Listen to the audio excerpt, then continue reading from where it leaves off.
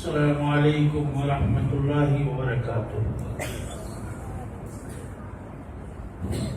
ایک مرتبہ درود شریف پڑھ لیجیے۔ اللہم صلی علی محمد وعلی آل محمد عدد ما فی علم اللہ صلاۃ دائمۃ بدوام ملک اللہ سبحانک اللہم وبحمدک لا الہ الا انت نستغفرک ونتوب الیک۔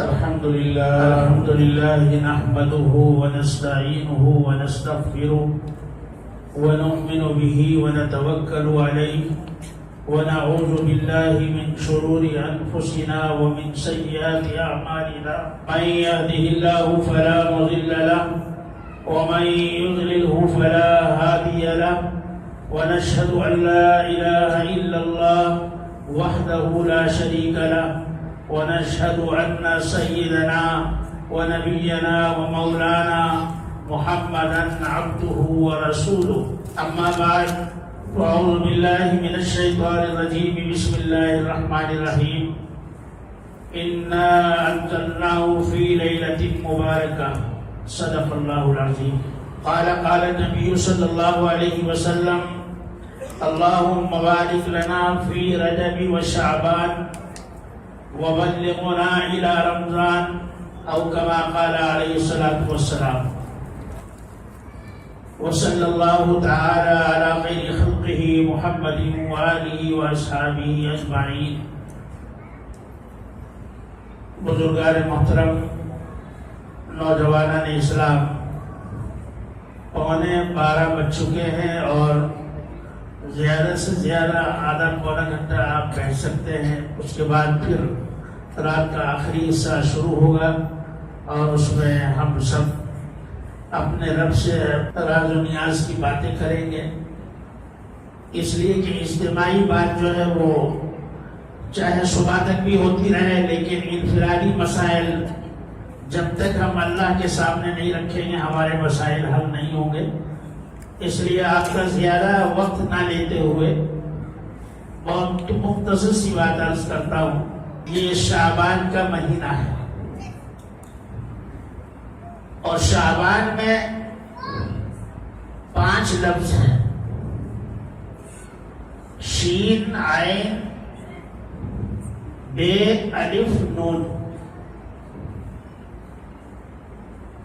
حضرت پیران پیر غوث دستگیر شیخ عبدالقادر جیلانی رحمۃ اللہ علیہ فرماتے ہیں کہ شعبان کے شین سے مراد ہے اس رات میں انسان اپنے رب سے مانگ کر اللہ تعالی سے حاصل کر کے شرف حاصل کرتا ہے۔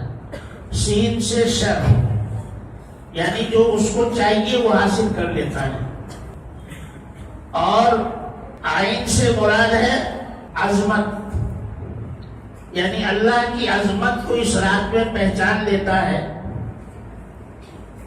اور اللہ کی عظمت کو سامنے رکھ کر جب ہم اللہ سے مانگتے ہیں تو پھر جو ہے اللہ تبارک و تعالیٰ محروم نہیں کرتے۔ تیسرا لفظ ہے بے، با سے مطلب ہے کہ بر کے معنی ہے تقوی۔ جب انسان اس رات میں اللہ سے مانگ لیتا ہے اور گناہوں سے پاک اور صاف ہو جاتا ہے تو گویا وہ متقی ہو جاتا ہے، پرہیزگار ہو جاتا ہے۔ اور چوتھا لفظ ہے الف، الف سے مراد ہے الفت۔ جب وہ متقی اور پرہیزگار ہو جائے گا تو پھر اللہ تعالیٰ سے اس کو الفت ہو جائے گی، اللہ کے نبی سے الفت ہو جائے گی، محبت ہو جائے گی، اور پھر وہ اللہ کی طرف دوڑتا ہوا چلا جائے گا۔ فَفِرُّوا إِلَى اللَّهِ، دوڑو اللہ کی طرف، دوڑو اللہ کے رسول کی طرف۔ تو جب الفت آ جاتی ہے، آدمیوں کی کسی سے محبت ہوتی ہے تو وہ وہاں دوڑتا ہے، پھر بھاگتا ہے۔ اور نون سے مراد ہے نصرت، یعنی جب وہ اللہ کی طرف دوڑتا ہے اور اللہ تبارک و تعالیٰ کا عاشق ہو جاتا ہے تو پھر اللہ تعالیٰ کی مدد اس کو حاصل ہو جاتی ہے۔ تو یہ شعبان کے معنی ہے، اس میں شرف حاصل ہو جاتا ہے، اللہ کی عظمت سے انسان کو آگاہی ہو جاتی ہے اور تقوی حاصل ہوتا ہے، الفت حاصل ہوتی ہے، اور اس کے بعد نصرت حاصل ہوتی ہے۔ تو یہ رات جو ہے اللہ تبارک و تعالیٰ کا تقرب اور تقوی حاصل کرنے کے لیے ہے۔ یہ رات جو ہے ہوٹلوں میں بیٹھ کر چائے پینے کے لیے نہیں، بلکہ مسجد میں ہو یا گھر میں، ہر جگہ آپ عبادت کر سکتے ہیں۔ مسجد میں بیٹھ کر بھی کر سکتے ہیں اور اپنے گھر بھی اپنے بچوں کے ساتھ اجتماعی عبادت بھی کر سکتے ہیں۔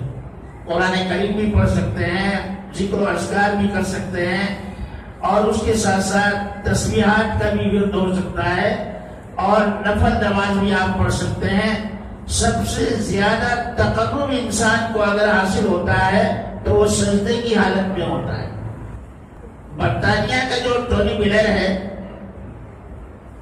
اس کی بہن نے اسلام قبول کیا چند سال پہلے، تو اس سے ٹی وی والوں نے پوچھا نماز میں تمہیں سب سے زیادہ مزہ کب آتا ہے؟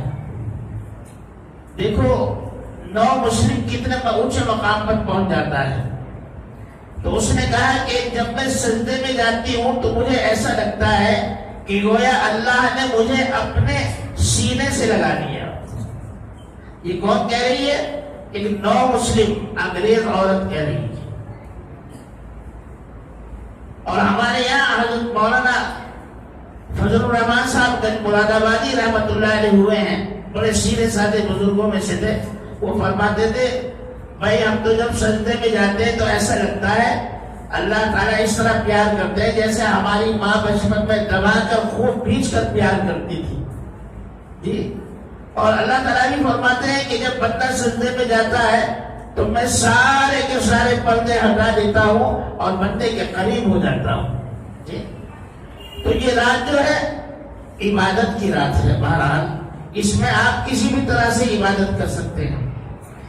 تو قرآن کریم میں بھی اللہ تبارک و تعالیٰ نے اس رات کا ذکر فرمایا ہے۔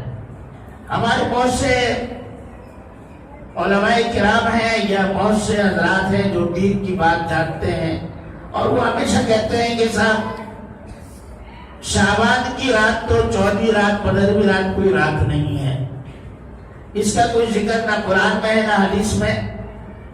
تواتر کے ساتھ احادیث میں اس کے بہت ساری فضیلتیں ہیں، اور بہت سارے نبی کریم صلی اللہ تعالیٰ علیہ وسلم نے اس کے معمولات بھی بتائے ہیں، اور قبرستان میں جانا بھی نبی کریم صلی اللہ علیہ وسلم سے زندگی میں ایک بار ثابت ہے۔ بہرحال قرآن کریم نے اس کو بتایا کہ اِنَّا أَنزَلْنَاهُ فِي لَيْلَةٍ مُبَارَكَةٍ، اللہ تعالیٰ فرماتے ہیں کہ بے شک ہم نے تمہارے لیے ایک بابرکت اور ایک بہت ہی عظیم الشان رات نازل کی ہے، جس کو شعبان کی 15ویں رات کہا جاتا ہے، اور ہماری اپنی زبان میں شب برات کہا جاتا ہے۔ دوسری بات یہ ہے کہ اس مبارک مہینے میں حضور علیہ السلام بہت زیادہ روزے رکھتے تھے۔ ہمارے یہاں روزے کا رکھنا جو ہے ہم یہ سمجھتے ہیں کہ نہیں معلوم کتنا بڑا بوجھ ہے، خدا کی قسم اگر کسی کو روزہ رکھنا آ جائے تو اس سے زیادہ لطف کسی چیز میں نہیں آئے گا۔ صحابہ تو ایک کھجور کھا کر روزہ رکھتے تھے، جبکہ ان کے پاس کھانے اور پینے کا سامان بھی نہیں ہوتا تھا، اور اتنی شدت کی پیاس میں، اتنی شدت کی گرمی میں آسمان پر جو ہے سورج ہے تپش پہنچا رہا ہے زمین کو، اور زمین جو ہے تپش جو ہے پہنچا رہی ہے آدمیوں کے جو ہے جنگلات اور بستیوں کو، لیکن اس حالت میں بھی صحابہ کرام روزہ رکھتے تھے۔ نبی کریم صلی اللہ تعالیٰ علیہ وسلم روزہ رکھتے تھے۔ رمضان کا لفظ جو ہے وہ ہمیں دیکھنے میں سننے میں بڑا اچھا لگتا ہے، لیکن رمضان کے معنی کیا ہے؟ نہایت سخت ترین۔ رمضان کے معنی کیا ہے؟ بہت زیادہ سخت، اتنا سخت کہ آدمی اس کو برداشت نہیں کر سکتا ہے، لیکن ایمان کی وجہ سے آدمی اس کو برداشت کر لیتا ہے۔ رمضان کے معنی ہی سختی کے ہیں، اس لیے جو لوگ اللہ سے محبت کرتے ہیں، اللہ کے نبی سے محبت کرتے ہیں، ان کے لیے روزہ رکھنا آسان ہو جاتا ہے۔ اور کیوں نہ ہو، اس لیے کہ روزے کے فضائل بھی بہت ہیں، وہ انشاءاللہ تعالی رمضان میں آپ کے سامنے آئیں گے۔ میں اس وقت مختصر سی بات کرتا ہوں کہ اللہ تعالیٰ اس رات میں آسمان دنیا پر متوجہ ہوتے ہیں اور وہاں سے پوری مخلوق پر نظر ڈالتے ہیں، اپنے بندوں کو، ایک ایک بندے کو دیکھتے ہیں۔ اگر کوئی آدمی یہاں آ کر ہمارے چند لوگوں کو دیکھ اگر ایسے کھڑے ہو کر نظر ڈالے تو تقریباً ہر آدمی نظر آ جائے گا۔ اللہ تعالیٰ کی نظر کیسی ہے؟ کالی چیونٹی کالے کمبل پر کالی رات میں اگر وہ چل رہی ہے تو اس کی چلنے کی آواز بھی اللہ تعالیٰ سنتے ہیں اور اس کا چلنا بھی دیکھتے ہیں۔ تو اللہ تبارک و تعالیٰ جب بندوں پر نظر ڈالتے ہیں اس رات میں تو گویا اللہ تعالیٰ اپنی رحمت کی نظر ڈالتے ہیں۔ اللہ تعالیٰ اتنا اپنے آپ کو بندوں کے قریب کر لیتے ہیں کہ ہر بندہ اللہ کو بہت قریب سے نظر آتا ہے۔ اللہ کا تو ہر وقت قریب سے نظر آتا ہے، لیکن بندہ اللہ کے قریب ہو جاتا ہے۔ اور پھر اللہ تبارک و تعالیٰ اس بندہ مومن کی مغفرت فرما دیتے ہیں جو اس رات میں تھوڑا بھی اللہ کو یاد کرتا ہے، تھوڑا بھی اللہ کو یاد کرتا ہے۔ میرے بھائیو، آپ کو تعجب ہوگا کہ میرے آقا نے کیا فرمایا؟ فرمایا کہ ہر انسان کی، ہر مومن کی مغفرت ہو جاتی ہے اس رات میں، لیکن دو آدمیوں کی مغفرت نہیں ہوتی۔ غور سے سن لو میرے بھائیو، دو آدمیوں کی مغفرت نہیں ہوتی۔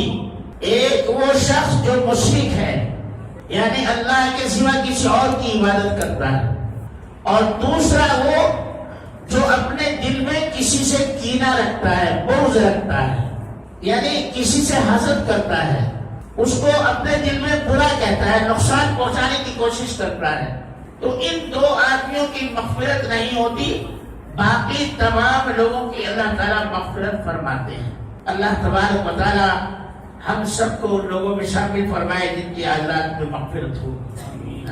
دوسری بات یہ ہے کہ اس رات میں جو ہے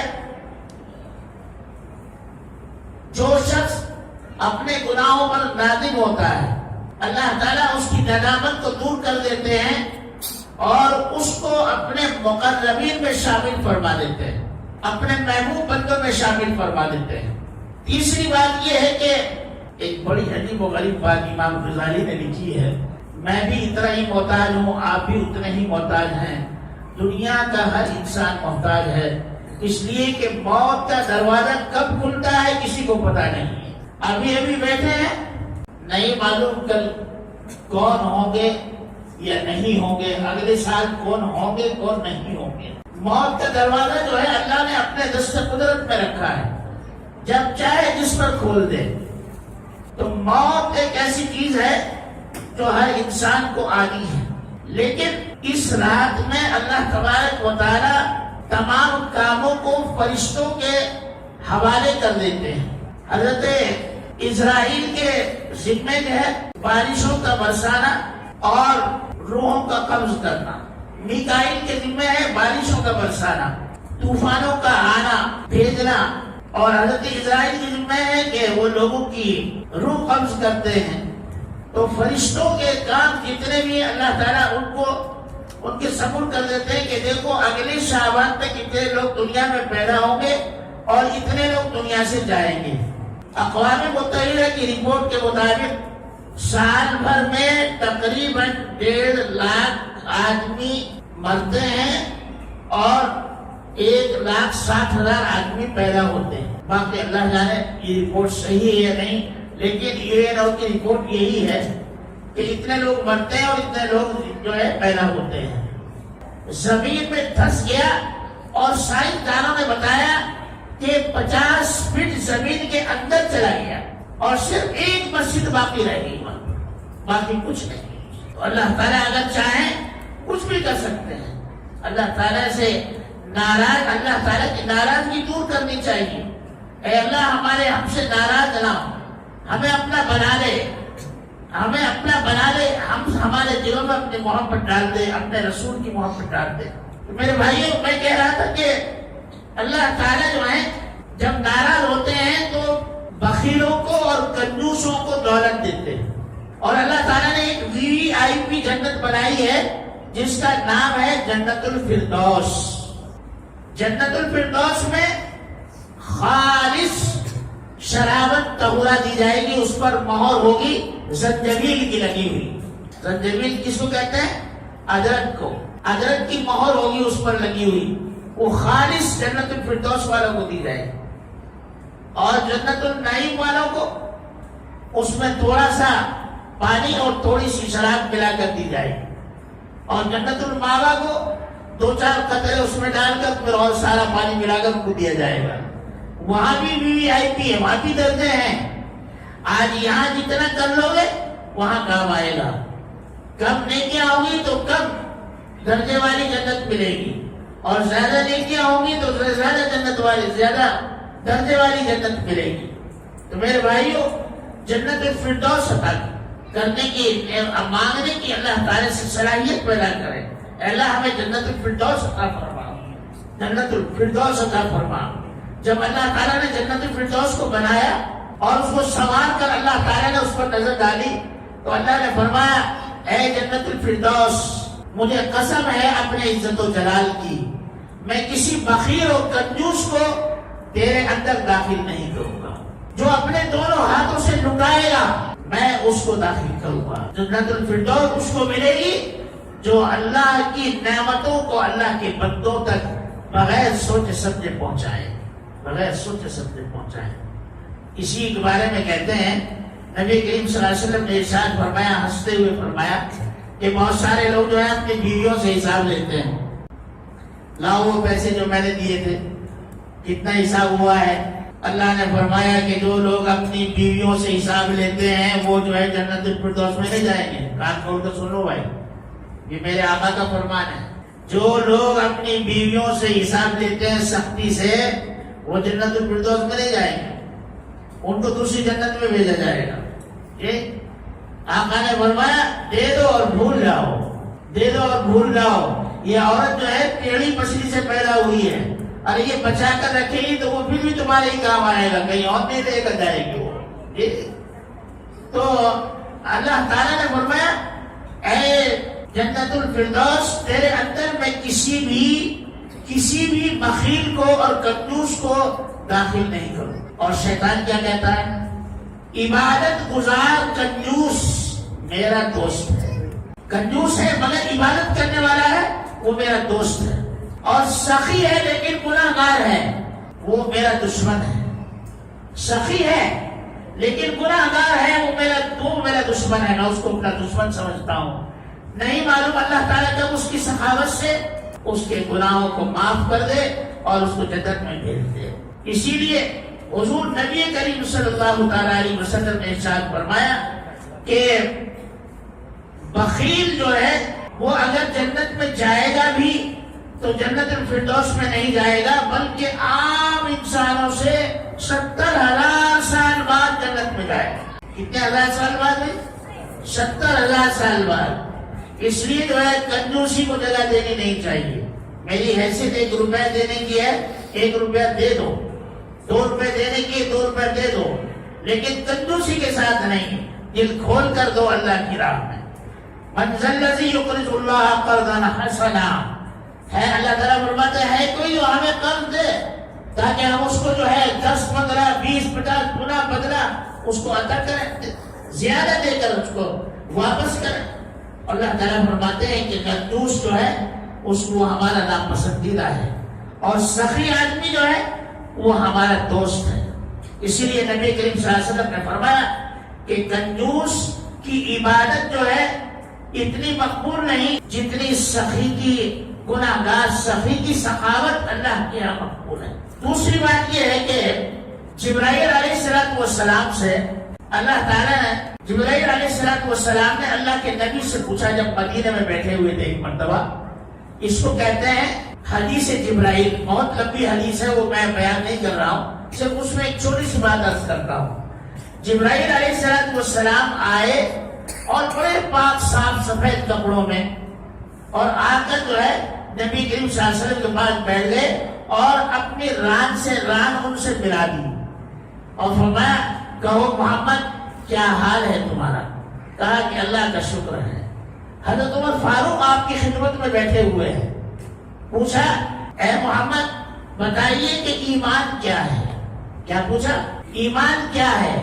تو اللہ کے نبی نے فرمایا آمنا باللہ و ملائکتہ و کتبہ و رسلہ والیوم الآخر والقدر خیرہ و شرہ من اللہ تعالی والبعث بعد الموت۔ ایمان یہ ہے کہ اللہ پر ایمان لائیں، اللہ کے رسول پر ایمان لائیں، اور ملائکہ پر ایمان لائیں، اور جتنی بھی کتابیں آسمان سے نازل ہوئی ہیں ان پر ایمان لائیں، تقدیر اچھی ہو یا بری اس پر بھی ایمان لائیں، اور مرنے پر ایمان لائیں، مرنے کے بعد دوبارہ زندہ ہونے پر ایمان لائیں، اور اس بات پر ایمان لائیں کہ ہمیں مرنے کے بعد اللہ کے دربار میں پیش ہونا ہے۔ جبرائیل علیہ السلام چلے گئے، حضرت عمر نے کہا یا رسول اللہ صلی اللہ علیہ وسلم یہ کون صاحب تھے؟ آج کے دور میں تو آدمی کار میں بیٹھتا ہے یا ہوائی جہاز میں بیٹھتا ہے، اس کے کپڑوں پر کوئی گرد نہیں لگتی۔ اس زمانے میں تو آدمی تھوڑی سی دور سے آتا تھا تو گرد و غبار میں کپڑے اٹک جاتے تھے۔ تو حضرت عمر فاروق نے عرض کیا یا رسول اللہ صلی اللہ علیہ وسلم یہ اتنے پاک صاف کپڑے پہنے ہوئے کہ لگتا ہے کہ ابھی ابھی بدلے ہوں، بالکل بھی گرد و غبار نہیں، یہ کون صاحب تھے؟ تو اللہ کے نبی صلی اللہ علیہ وسلم نے ارشاد فرمایا عمر یہ جبرائیل تھے اور تمہیں دین سکھانے کے لیے آئے تھے۔ عمر یہ جبرائیل تھے اور تمہیں دین سکھانے کے لیے آئے تھے۔ بالکل یہی بات عامر ابن عبداللہ نے حجۃ الوداع میں نبی کریم صلی اللہ علیہ وسلم سے پوچھی یا رسول اللہ صلی اللہ علیہ وسلم ایمان کیا ہے؟ اب آپ کو وہ بات بتانی چاہیے تھی جو پہلے بتائی تھی آمنا باللہ و ملائکتہ و کتبہ و رسلہ، لیکن نہیں، اللہ کے نبی نے فرمایا کہ ایمان یہ ہے الصبر والسماحہ، الصبر والسماحہ، صبر کرنا اور معاف کر دینا، یہ ایمان ہے۔ صبر کرنا اور معاف کر دینا یہ ایمان ہے۔ میرے بھائیوں آپ تاریخ اٹھا کر دیکھیے، سارے انبیاء کو ستایا، سارے نبیوں نے امت کو معاف کر دیا۔ آدمی جو ہے پانی کے بغیر نہیں جی سکتا، پانی جو ہے وہ زندگی ہے۔ آدمی کے جسم میں 80% پانی ہوتا ہے، اگر پانی نکال دیا جائے تو زندگی نہیں رہے گی۔ اسی طرح سے اگر دین کے اندر سے صبر نکال دیا جائے اور معاف کرنا نکال دیا جائے تو دین کچھ نہیں رہے گا، یہ کچرا بن کر رہ جائے گا۔ صبر اور اس کے ساتھ معاف کرنا، یہ دو چیزیں ایسی ہیں جو انبیاء علیہ السلام کا نہیں بلکہ اللہ تعالیٰ کی عادتوں میں شامل ہے۔ اللہ تعالیٰ کو کتنے لوگ نافرمانی کرتے ہیں، اللہ تعالیٰ صبر کرتے ہیں اور ان کے کھانے پینے میں کوئی کمی نہیں کرتے اور پھر معاف بھی کرتے ہیں۔ تو ہمیں اس نبی کی سنت پر بھی عمل کرنا چاہیے کہ اس رات میں جو ہے ہم کیا مانگ رہے ہیں، اس رات میں ہم معافی تو مانگ رہے ہیں نا، اور اللہ تعالیٰ معاف کرنے والے ہیں۔ قیامت کے دن جو ہے اللہ تعالیٰ فرمائیں گے کہاں ہیں دنیا میں صبر کرنے والے، کھڑے ہو جاؤ۔ تو جتنے صبر کرنے والے ہوں گے سب کھڑے ہو جائیں گے۔ جی اللہ تعالیٰ فرمائیں گے جاؤ بغیر حساب اور کتاب کے جنت میں چلے جاؤ، تم نے دنیا میں صبر کیا تھا، آج ہم تمہیں اس کا پھل دے رہے ہیں۔ تم نے دنیا میں ہمارا کہنا مانا تھا، ہماری نعمتوں کے حصول پر تم نے جو ہے وہ نہیں کی تھی، ضد بندی نہیں کی تھی، جیسا دیا ویسا کھا لیا، جیسا دیا ویسا پہن لیا۔ جی حرام کمانے پر شیطان نے اکسایا لیکن تم نے حرام نہیں کمایا، حرام کھانے پر شیطان نے اکسایا لیکن حرام تم نے نہیں کھایا۔ تم نے جو ہے اپنے حلال کو حلال رکھا اور حرام کو حرام رکھا۔ آج ہم تمہاری مغفرت کرتے ہیں اور بغیر حساب و کتاب کے تمہیں جنت میں بھیجتے ہیں۔ اب میں آپ کو ایک بات بتاؤں، میرے آقا پر مکے والوں نے کتنا ظلم کیا ہے معلوم ہے آپ کو؟ اتنا ظلم کیا کوئی حساب نہیں۔ 21 سال تک حضور علیہ السلام پر ظلم و بربریت کا بازار گرم رہا۔ مکے سے مدینہ چلے گئے، وہاں بھی چین سے بیٹھنے نہیں دیا، وہاں بھی مدینے والوں پر چڑھائی کر دی۔ جنگ بدر ہوا، جنگ غزوہ احد ہوا، نبی کے جان کے اتنے پیاسے، کہا کہ جو نبی صلی اللہ علیہ وسلم نعوذ باللہ محمد صلی اللہ علیہ وسلم کو زندہ یا مردہ لائے اس کو 100 سرخ اونٹ انعام میں دیے جائیں گے۔ 1 سرخ اونٹ کتنا میں سے کہا ہے؟ 3 کروڑ روپے کا ہے. 3 کروڑ روپے کا 100. سراقہ پیچھے چل دیا 100 اونٹ کے لالچ میں، لیکن اللہ نے اپنے نبی کی، اپنے محبوب کی حفاظت فرمائی. بہرحال اس چیز کو میں یہاں بیان نہیں کر رہا ہوں. میں یہ عرض کر رہا ہوں کہ غزوہ خندق، مدینے میں لوگ مسلمان بھوکے پیاسے زندگی گزار رہے ہیں، قسم و کرسی کے عالم میں ہیں. ابھی جو ہے مدینے والوں نے جو ہے ابھی مکے کی تلخیاں ابھی وہ بھلائے نہیں پائے تھے جی، کہ غزوہ احد بھی ہو گیا، مسلمانوں کو اس میں بہت زیادہ نقصان اٹھانا پڑا. اس کے باوجود غزوہ خندق میں جب یہ واپس ہو گئے مکے کے کفار، تو اس وقت کیا ہوا؟ نبی کریم صلی اللہ تعالی علیہ وسلم کو معلوم ہوا کہ مکے والوں پر قحط پڑ گیا ہے. کیا معلوم ہوا بھائی؟ مکے والے قحط میں آ گئے ہیں. وہاں کوئی کسی جانور کو کاٹا جاتا ہے تو اس میں خون نہیں نکلتا، گوشت نہیں نکلتا، قحط پڑ گیا ہے. اور جتنی کھیتیاں تھی سب سوکھ گئی، اور جتنے بیل، گائے اور بھینسیں، بکریاں تھی سب چمڑے کو لگ گئی، اندر کچھ نہیں ہے، اور لوگ بھوکے مر رہے ہیں. تو اس وقت میرے آپ کے آقا نے کیا کیا؟ 300 دینار مکے کے لوگوں کے لیے آپ نے ابو سفیان کے پاس بھیجے. کتنے دینار بھیجے بھائی؟ 300 دینار. تاریخ یاد رکھو میرے بھائیوں، 300 دینار بھیجے. آج 300 دینار کا حساب لگاؤ، 15 لاکھ روپے ہوتے ہیں. 15 لاکھ روپے. 15 لاکھ روپے کس نے بھیجے؟ آقا نے بھیجے. کس کے لیے؟ جو میرے آقا کی دشمن کے، میرے آقا کی جان کے دشمن تھے. جب یہ 300 دینار پہنچتے ہیں ابو سفیان کے ہاتھ میں، تو اس نے ان دیناروں کو دیکھا اور کہا کہ اے محمد، تجھ پر قربان ہو جاؤں، ہم تجھے مارنے کے لیے پھرتے ہیں اور تو ہمیں کھانا دیتا ہے، تو ہمیں کھانا دیتا ہے، ہم تجھے مارنے کے لیے پھرتے ہیں. ہم کیسے لوگ ہیں؟ واقعی بڑے نکمے ہیں. ابو سفیان کو بڑی ندامت ہوئی، کہا کہ ہم تو محمد کی جان لینے کے لیے تیار ہیں. اور جیسے ہی محمد کو معلوم ہوا کہ مکے کے لوگ جو ہے گر گئے ہیں قحط میں، تو حضور صلی اللہ علیہ وسلم نے 300 دینار یعنی 15 لاکھ روپے مکے والوں کو بھیجے اور فرمایا خوب کھاؤ، خوب کھلاؤ، کوئی آدمی بھوکا نہ رہے. یہ میرے نبی کا کہ صبر بھی کرتے تھے اور اس کے بعد معاف بھی کرتے تھے. اللہ تعالیٰ کا یہی خاصہ ہے میرے بھائیوں. باتیں تو بہت زیادہ کہنے کی ہیں، لیکن ایک بات چھوٹی سی عرض کرتا ہوں. نبی کریم صلی اللہ تعالیٰ علیہ وسلم نے حضرت انس سے فرمایا، اے میرے بیٹے انس، میں تجھے ایک وصیت کرتا ہوں، اگر تو نے اس وصیت کو پر عمل کر لیا تو تجھے جنت ہی نہیں ملے گی بلکہ جنت میں تو میرے ساتھ رہے گا. کیا فرمایا؟ جنت تو ملے گی لیکن جنت میں میرے ساتھ رہے گا. فرمایا اے آقا جلدی فرما دیجیے کیا چیز ہے وہ؟ فرمایا کچھ بھی نہیں، ایک معمولی سی چیز ہے، معمولی سی چیز. وہ کیا ہے؟ وہ یہ ہے کہ کسی بھی آدمی سے، کسی بھی آدمی سے، کسی بھی انسان سے، چاہے وہ مسلمان ہو یا نہ ہو، اس کے ساتھ جو ہے حسد نہ رہے، بغض نہ رہے. اس کو اپنے سے کمتر نہ سمجھ، اپنے آپ کو اس سے کمتر سمجھ لے. اگر 24 گھنٹے تو یہ سمجھے گا، صبح اور شام ہر آدمی کو یہ سمجھے کہ میں اس سے بھی کمتر ہوں، میں اس سے بھی کمتر ہوں، تو نبی نے فرمایا انشاءاللہ تیری یہ عاجزی اللہ کو اتنی پسند آئے گی کہ قیامت کے دن جنت میں تو میرے ساتھ رہے گا. اور اللہ تعالیٰ کیا فرماتے ہیں؟ میرے خزانے میں سب کچھ ہے لیکن میں نے ایک چیز اپنے خزانے سے نکال کر تمہیں دے دی. وہ چیز کیا ہے؟ عاجزی، انکساری، چھوٹا بن کر رہنا. اللہ تعالیٰ فرماتے ہیں یہ ہمارے خزانے میں نہیں ہے، یہ ہم نے آدمی کو دے دی. آدمی جتنا چھوٹا ہو جائے گا، جتنا عاجز ہو جائے گا، جتنا اپنے آپ کو چھوٹا سمجھ لے گا، اتنا ہی اللہ کی نظر میں بڑا ہو جائے گا. تو میرے بھائیوں اور بزرگوں، آج کی یہ رات جو ہے اللہ سے مانگنے والی رات ہے، اللہ سے طلب کرنے والی رات ہے. اللہ سے جو ہے مانگنے والا کبھی محروم نہیں رہتا. دنیا کا بادشاہ محروم کر دیتا ہے، لیکن یہ احکم الحاکمین ہیں، یہ اعلیٰ کل شیء قدیر ہیں. یہ جو ہے دنیا کے بادشاہ نہیں بلکہ کائنات کے بادشاہ ہے، احکم الحاکمین ہیں. علیہ اللہ یحکم الحاکمین ہیں. اللہ سے بڑا کوئی نہیں ہے.